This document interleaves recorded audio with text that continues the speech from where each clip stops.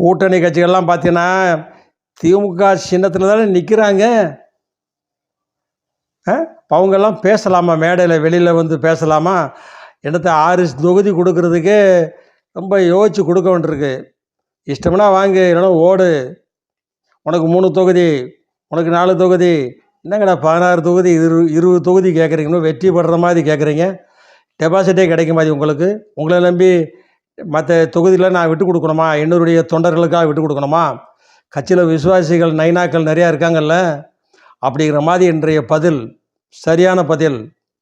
India டுடேவா இன்றைக்கி பதில் கிடச்சிருக்கு.